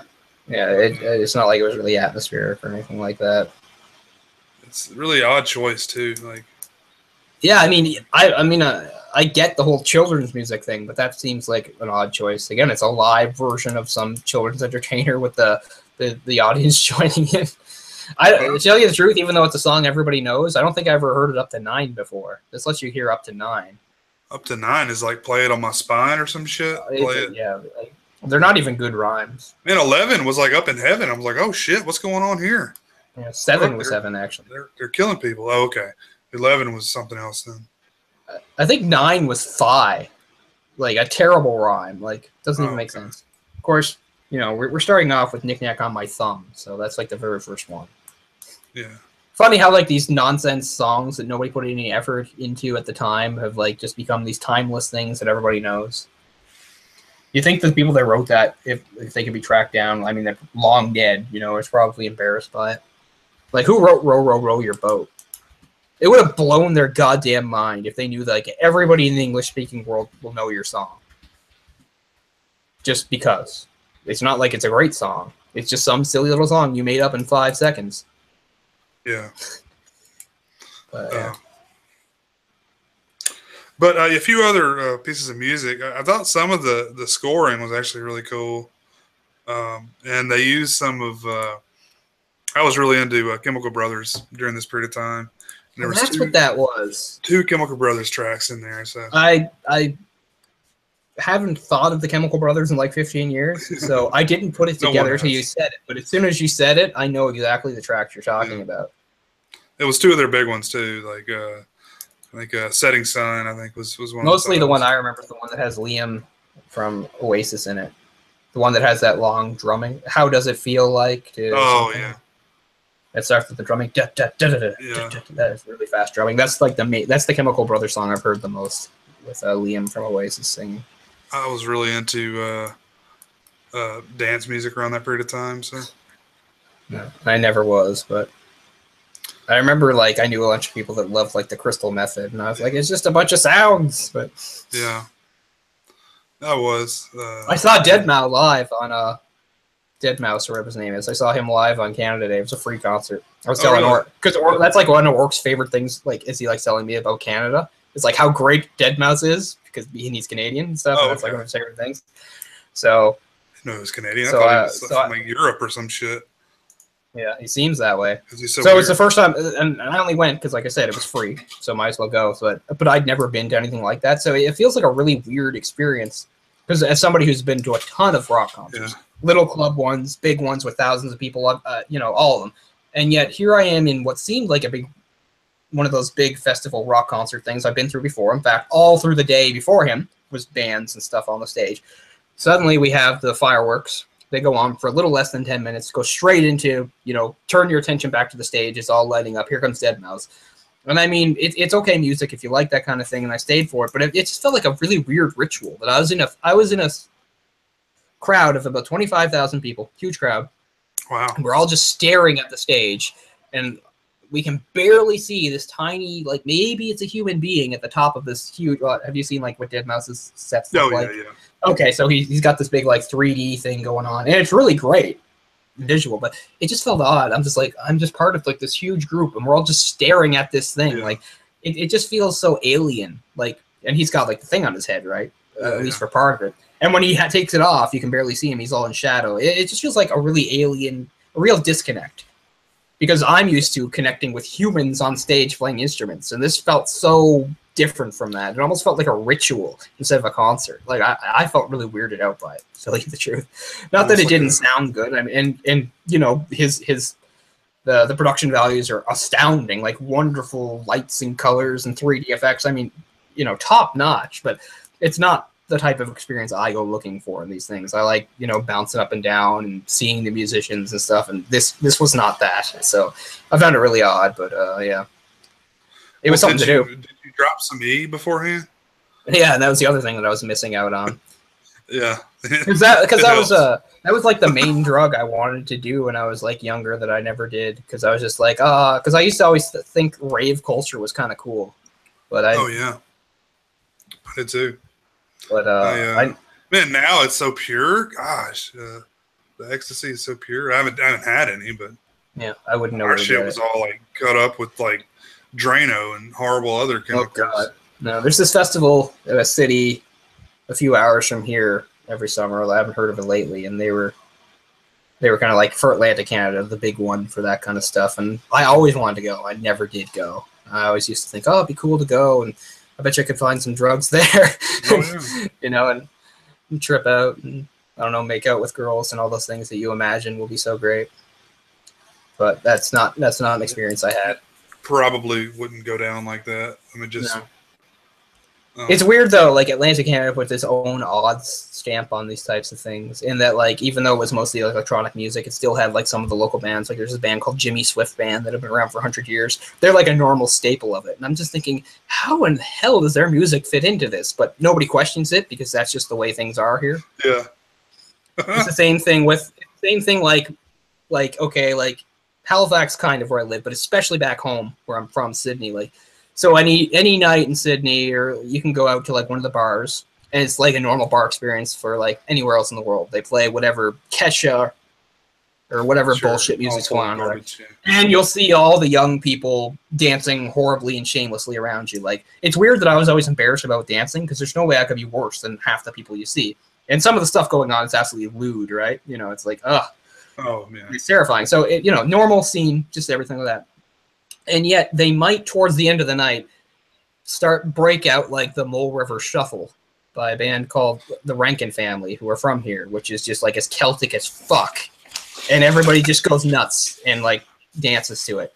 Like I think that's just sort of a unique thing about living in this part of the world, is how some of our cultural what's that? Is it normal dancing or like current style dancing or some sort of a Celtic dance? Well, I mean, they just sort of dance. I guess some of the Celtic dances in it, like they'll do some, at least imitation of it. Like not all these people are trained, right? But their idea of it, like they'll do maybe a little do-si-do type thing, like take the arms. You'll see some of that in the back and forth step dancing type stuff. So yeah, it's weird because all night the club is just full of like rappers and horrible pop and stuff. But they might decide to end the evening with that. And everybody's totally into it. But I'm just thinking, how weird would this be for somebody from somewhere else in the world? They're like, what the hell just happened? Because everything else was like pretty much the same, and then you have that. I haven't experienced that in a bunch of years, but I'm sure it still goes on, at least back in Cape Breton. I mean, and here is full of that, but it's more kept separate. Like Halifax has more bars than anywhere. Like there's a bar every 5 feet, and most of them are pubs. And there's a few really famous pubs, and they always have like a live band doing a bunch of Celtic music anyway. But it's weird, like to have those things like mesh. Yeah. Just like being from Cape Breton, there's an ice cream place that I really like, and it's not a real chain, but it's a chain there. And that there's 3 locations. It's called Tasty Treat, and it's a pretty normal ice cream place. It has like soft ice cream, hard ice cream, various sort of Blizzard rip-off, stuff like that. Plus, they have normal food that you can get, and exactly what you'd expect, like burgers, onion rings, fries. But you could also get like a haddock platter and all manner of other seafood. And I'm just thinking, could you do that at like any other ice cream place anywhere? But that's what it is. Sounds interesting. Breton. Where it's just like, let's go on up to Tasty Treat and get some clams, and then we'll have some soft serve from the same place. Yeah. They're one of the only. It's funny, you guys were talking about burgers right before I joined, and I probably told you this before, and I told work, like in the last like 4 or 5 years, I've almost completely eliminated burgers from my diet, and not even on purpose. Just like I don't like them anymore. Like I don't even know what happened. And yet, like the Tasty Treat back home is one of like the only places where I'll still like eat a fast food burger. The last few years, the only burgers I have are the ones I make myself now. Like I buy them, like specialized ones at the grocery store. Like the last one I had was like whiskey cheddar or something like that. I cook it on my Foreman grill. I add some cheese and I make it. But like I used to be a normal burger guy too. I liked A&W. I liked Wendy's. Yeah. Now it's gone. Like every once in a while I even try. I'll even go and order and I'll take a few bites. I'll be like, no. I have no idea why it left me, but it left me. It was a big part of my life. I live like 5 feet from a Wendy's. There's a Wendy's like right there. And and on days when I'm starving or there's no food here, or I have one of those days that happens all the time where I hate all my food here, I don't even think of it as an option. Really? It doesn't even come into my mind, even though it's right there. Like it's weird. You just don't like burgers in general, or fast food burgers? None of the fast food burgers, and it's not like they're terrible now. It's not like it's completely changed. It's just like I just don't get the enjoyment I used to. Mm-hmm. They were and for years, it was a big part of my diet. Probably every 2 weeks at least, I would get like a burger at an A&W or something like that. Sure. And now it's just completely gone from my life, pretty much. It's weird, and I have no idea why. Just don't get the satisfaction out of it. But yeah, and you guys name all these places that I've only heard of that don't exist here. There's so many, like, I don't know, you guys have like Whataburger, Jack in the Box, Hardee's, like, never seen them. We don't have a lot of Jack in the Box around here. Yeah, I know it's different based on region, what places are big and popular. Yeah. I had to say, like, after seeing, like, and it is true, like, I had to see the movie Harold and Kumar Go to White Castle to discover that White Castle was a thing and existed.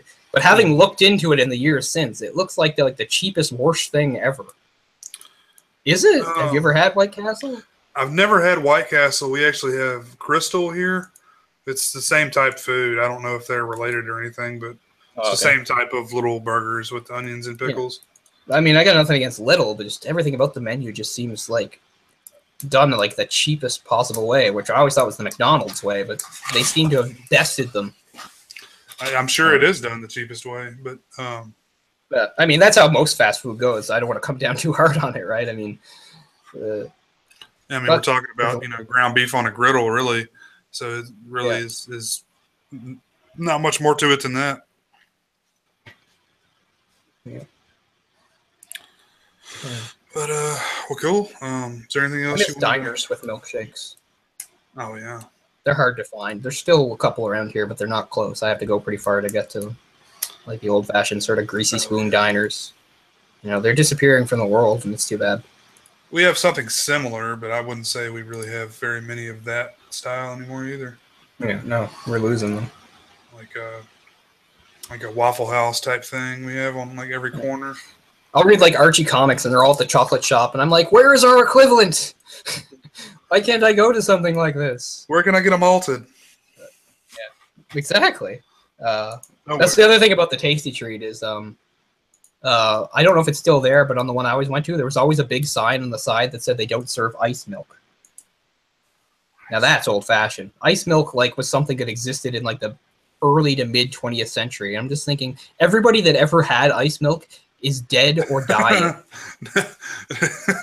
There's no one that can basically get up and go to the store that wants Yeah, exactly. That's what I always tell my dad. My dad loves black licorice. And I said, once your generation dies, they'll just stop making this because black licorice is nasty, horrible shit. That's probably true.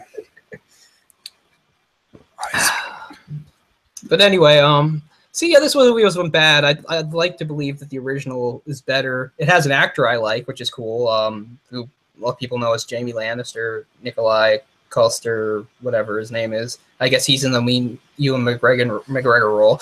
I've never seen him that young, so that would be cool. I mean, makes sense. He's a Danish guy, so obviously in the 90s he was doing Danish movies. Jamie Lannister? Yeah, that's Jamie Lannister. Oh, fuck. I had no idea. I didn't realize he was Danish. Yeah. And so I said, for a lot of people, and myself included, he just sort of appeared in Game of Thrones, and then because he was in Game of Thrones, wound up in other things. And it's like, oh, he's Danish, so it makes sense that he would have been in Danish things when he was younger. And that's one of them. So I'm looking forward to that. Wow. Yeah, he's the main guy, right? He's Martin. Yeah. Like I said, I actually watched about 2.5 minutes of it before I was just like, okay, I have to find something I can understand. But, not with big spoilers or anything, but I mean, are there any big departures in the differences between the scripts? I wish I could remember. It's been so long since I've seen it. Because for now, our plan is I'll try to hunt it down and be able to watch that version with subtitles. Because I mean, I thought this movie was good. I just didn't think it did anything great or anything. And some of the stuff that was good, I thought they could have expanded on, made it a little longer. Like some of the stuff where he's where they're fucking with him inside the institute and he's getting scared and stuff. I like things about it. As I said, I can't give a lot of credit to really any of the actresses beyond the one that played Joyce, because she's really the only one with any sort of role. She was pretty good, desperate, sort of drug-addicted prostitute. It's a cliche, but it's real too, so why not? She's pretty good at that. She's pretty good at getting all teary-eyed. That scene in the restaurant is a pretty good scene where he's making her, where James has paid for him to take her on a date and pose as a married couple at the restaurant, and then she's telling him to give her a hand job, and I'm thinking, wow, he's like really either she's spectacular or he's just really sensitive. Yeah, that's what I was gonna say. He's like, because I'm like, he can't lock it down at all. Like I'd like to think if I was in the situation, I wouldn't be going the second she touches him, he's yelling in the. I'm just thinking, yeah. Is there a problem? I'm thinking you have a much more attractive girlfriend. Does she never touch you? Until like it's become so obvious that the waiter's going to ask him to leave. And James is so amused by the whole thing that he bribes the waiter so they can stay, and then he can do his little social experiment where he gets her to talk about stuff. And yeah, it's definitely one of the more interesting and memorable scenes. But yeah, I mean, I haven't seen too many Danish movies, maybe 4 or 5, so it'd be good to add another one. And as we said, it'll be cool to see Jamie Lannister back before people over here knew who the hell he was. That would be very interesting. Yeah, I had no idea that was him. Nikolai Coster. I just lost it. Because, yeah, it's one of those hyphenated last names. The first part is Coster. But, yeah, we were talking also about this being Nightwatch, and there's a 2004 Russian movie called Nightwatch, and it's actually it's funny as soon as you said it because it's on my Netflix right now. It was something I looked at, but a movie I saw on Netflix 2 or 3 years ago that I liked came out of nowhere was a British movie called Death. Yeah, it was called Death Watch, not Nightwatch. Did you see that? Death Watch. Death Watch. It's set in World War I. There's a sequel to Nightwatch called Daywatch, I think, isn't it? Oh, I didn't know that. But this is completely unrelated. I'm just saying it has a similar title. But this it's a pretty cool movie. It's because there's not too many movies set in World War I for starters. It's a supernatural thriller. It's about like these British soldiers, in the trenches in World War I, and then some bizarre phenomena starts happening. It's a good little movie, and it has Andy Serkis in it. And what's interesting to that is it's just him playing a character, and he's not like a CGI character, and he's not covered in crazy makeup or costume. He's just Andy Serkis playing a guy, which is actually kind of a rarity. What year was this movie? 2000. The one I'm saying? Yeah. 2002. Okay, I see it here. Yeah. I think I've always thought that was a different movie. Yeah.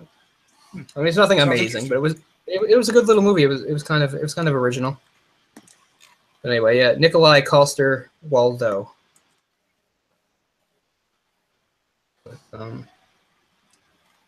Yeah, so he'd been in. Oh, Nightwatch was his first ever movie too. Oh wow. Yeah, so he was in quite a few Danish things until I guess his crossover was Black Hawk Down. Yeah. Which I've still never seen. Which is odd because that's a movie everybody's seen. It's not bad. Yeah. I didn't know that. Speaking of Ridley Scott, he's also in Kingdom of Heaven, which is kind of neat because that sort of foreshadows Game of Thrones in a way, that style. Yeah. But no, I'm like most people, didn't know who he was at all until Game of Thrones, and then he was actually in Mama, that terrible movie we were mentioning the other day, and yeah, he had sort of a false start too. Like he was in Oblivion, the Tom Cruise movie. He was in Gods of Egypt just recently. Which I saw some of when I was in Sydney. Which one is that? Gods of Egypt? Is that the recent one, like 2015? 2016, yeah, it's pretty recent. Yeah. It's weird, like he gets his eyes stolen. Like when they're saying Gods of Egypt, they're being literal. It has like actual gods, which is cool. Is this the one that they made a big stink about the whitewashing? Yeah, they must have, because I mean it's Gods of Egypt, and you've got him, for instance, as the main character. Yeah, Gerard Butler. Yeah, so these gods are pretty damn white. Jeffrey Rush. Couldn't be any whiter. Mm-hmm. Yeah. What else are people freaking out about? Oh yeah, because as Disney marches on doing its half-assed live action adaptations of its animated classics, they want to do Aladdin, and now it's just like, how can we do Aladdin without offending everybody? Because it's just like, it's going to be somebody who's like not probably like 60% white, and they're like, his mom was Jamaican or something. Oh, you mean who could play Aladdin? Yeah. Yeah. You can't win, man. Like there was a The Green Girl in Guardians of the Galaxy. Yeah, I know who you mean. She's also. Yeah. I'm waiting for her to play somebody who's like red or pink because she's also was blue because she was in Avatar. Right. But anyway, yeah, her. Anyway, I was trying to think of she did a movie where she played like a really dark skinned lady, and they put makeup on her. Zoe Saldana. Yeah. And so you're upset about that? But they were up in arms that she wasn't dark enough, and they had to put makeup on her to make her darker. It's like, I mean, yeah. That's a real thing, though. That's true. That's like a colorism, right? Where it's racism between blacks, just between blacks, based on shades. Like that's a thing. Yeah, I don't even know. But, and it is sort of true that like in society, light-skinned blacks are sort of better treated than the darker-skinned ones. I mean, it is pretty much true. I watched a documentary on Netflix about it called Dark Girls. Oh, really? Yeah, and it is sort of true, especially when it comes to girls, even more so the guys, that like you'll have like somebody like Zoe Saldana or Beyonce or Halle Berry, and they're finally considered beautiful in our horrible everyday standards, and yet still like the truly like dark-skinned girls, they're more seen as something exotic and strange, and more like something that like a guy would like to sleep with her to have the experience, but not actually have a relationship with her and stuff. And that's not just a white guy, that's like even black guys themselves. It was really interesting. So yeah, no, I mean, there's always going to be people who've been out. They just released the fact that a black actor is playing Domino in Deadpool. That's going to piss people off, even though I have no idea why. Like, why does it matter? No, I don't care at all. I don't like when they use that to make a statement. They're like, oh, we're going to make Mary Jane black for, to make a statement. It's like, okay, they do the weirdest race lift in the Spider-Man Homecoming I've ever seen. And I'm not criticizing it, I'm saying it's weird. So there's all sorts of race lifting going on in that Homecoming, and I'm cool with it. Like, it's fine. But here's the weird thing. Flash Thompson is Indian, right? Mm-hmm. And even the filmmakers themselves realized, because of stereotypes, we can't make the big jock bully Indian. It's not believable. So instead of being the big jock bully, he's just kind of snarky, and he's on the fucking academic team with Peter Parker. So he's actually just a big nerd too. Yeah. But instead of being a bully, he's just sort of snarky. Like, he's like, oh, you suck, Parker, and come on, Parker, you're holding us back. Like, that's like the weirdest race lift I've ever seen, because it's like they didn't even believe in themselves. They're like, okay, well, if we're going to do this, he can't actually be a jock. Because, I mean, we're not racist or anything. Look how not racist we are by changing these races. But we can't have an Indian jock. I mean, come on. That's just not believable. Indians are just smart guys. So he'll just be a mean, smart guy. Like, I was floored by that when I saw the movie. I mean, the movie's okay, whatever. I didn't even think about that, but yeah, that's so true. But it's just like, yeah, Flash Thompson on the academic team is just a snarky guy. And he's probably not Thompson. He's just Flash, I don't know, Singh or some Indian name, I guess. I mean, maybe he's Thompson. Maybe he has mixed parents. Like the big reveal. That was like another big reveal. He has like a crush on Liz, who's black, but it turns out oh shit, I didn't realize. Oh, Liz, that's right. Yeah, I didn't realize that her dad would be a white guy. The white guy I'm fighting against, because for the millionth time. Hey, I wasn't expecting it. All of his villains have to be super personal, which drives me insane. I mean, yes, Spider-Man has some personal villains, but they don't all have to be. And they don't all have to find out his secret identity within 5 seconds. Yeah. That was the thing that bothered me most about the movie. Once again, it's the Green Goblin thing. There he is, out in public with the guy. They both know who each other are. They're both sort of putting on, like, ugh. But anyway, it's still okay. The only thing that really saves it is it's part of the big Marvel U. It makes me sad. As somebody who's a huge Spider-Man fan, I like Spider-Man more than all the Avengers put together. It makes me sad that, like, his movie is, like, not nearly as good as the Avengers movies. At least in my opinion, it's not. I mean, I liked it, but it wasn't what it should have been. But anyway, that's a whole other thing. Yeah, I mean, I wasn't that impressed, but I wasn't disappointed either.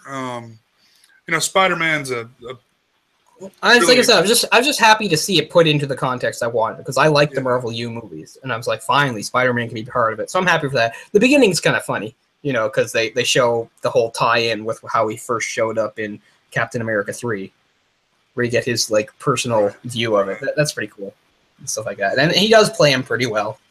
But just leave the kid in, let him age into the role, let Spider-Man grow up, and we can get on with things. I'd like to go directly into not focusing on him being a kid anymore. I want to see like Spider-Man at like 35 years old, you know? Yeah. But like I said, in the comics, he's at the very least in his late 20s. Yeah. And that's where he's always been. I mean, that's where he's been for years and years. So that's the Spider-Man I'm used to. Yeah.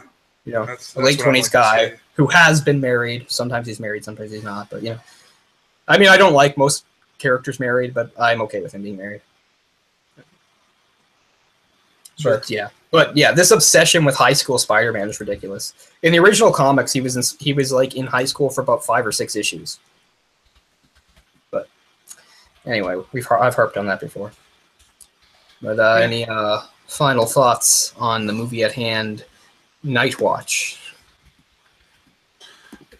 I don't really have anything to add. I just you know, hopefully we can do the original film next week. Yeah, I'd like to see how they compare to each other. And it's always good that we can, because for a while we were playing catch up a bit, give the viewers a heads up so maybe they can look forward to. Hell, if I have enough trouble, maybe one of you can tell me where to find a good subtitled version, because I found a couple and neither had any subtitles. I was a little surprised by that. Sometimes I find them and they're playing like subtitles in like some other language that I don't know. Yeah. It's like, oh, here's some subtitles. Oh, they're Mandarin subtitles, so not helpful. Sorry. I can't read. I hate when you find an English language film that's been like dubbed in like, you know, Spanish or something. Yeah. The internet is full of weird things. It sucks I don't have the Amazon thing because I really want to see City on Fire. Yeah. But maybe I'll figure that out too. But this was a pretty good movie. I don't think it really stands out, especially among, as we said, the era it was in, where it seemed to be all the rage to do these sort of thrillers with serial killers and stuff. There were so many in that period of the mid to late 90s. Stylistically, it's kind of amazing how well it blends in with those movies, even though it's made by different people and stuff.